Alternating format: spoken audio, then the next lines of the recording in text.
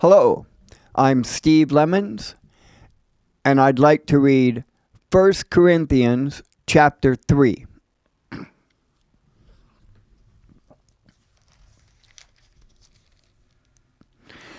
Dear brothers and sisters, when I was with you, I couldn't talk to you as I would to spiritual people. I had to talk as though you belonged to this world, or as though you were infants in Christ. I had to feed you with milk, not with solid food, because you weren't ready for anything stronger. And you still aren't ready, for you still are controlled by your sinful nature. You are jealous of one another and quarrel with each other. Doesn't that prove you are controlled by your sinful nature? Aren't you living like people of the world? When one of you says, I am a follower of Paul, and another says, I follow Apollos, aren't you acting just like people of the world?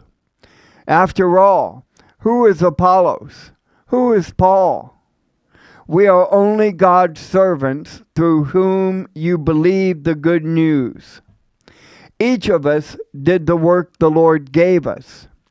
I planted the seed in your hearts, and Apollos watered it, but it was God who made it grow. It's not important who does the planting or who does the watering. What's important is that God makes the seed grow. The one who plants and the one who waters work together with the same purpose, and both will be rewarded for their own hard work.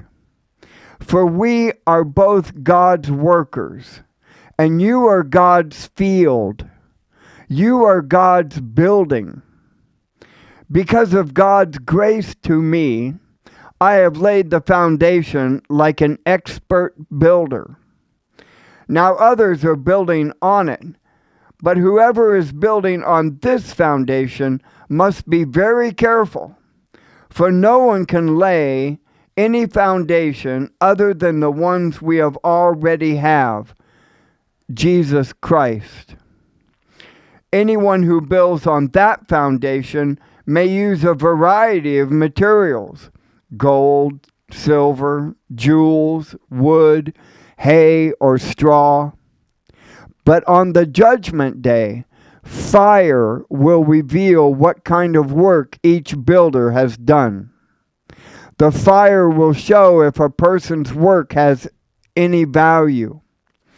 If the work survives, that builder will receive a reward.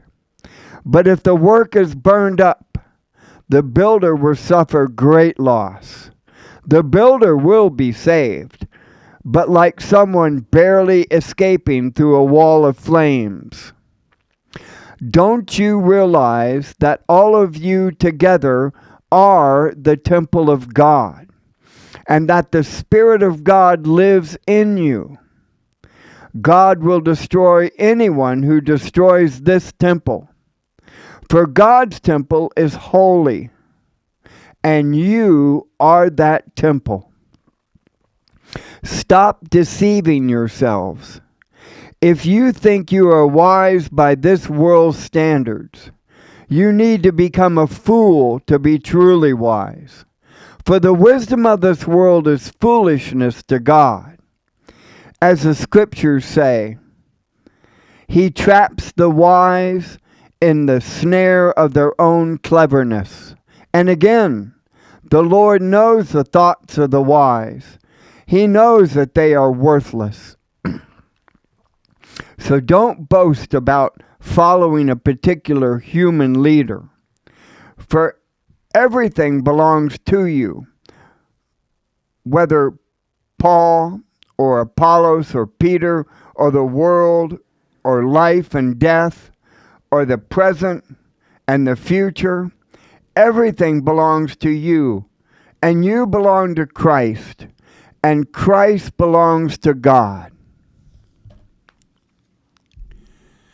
1 Corinthians chapter 3.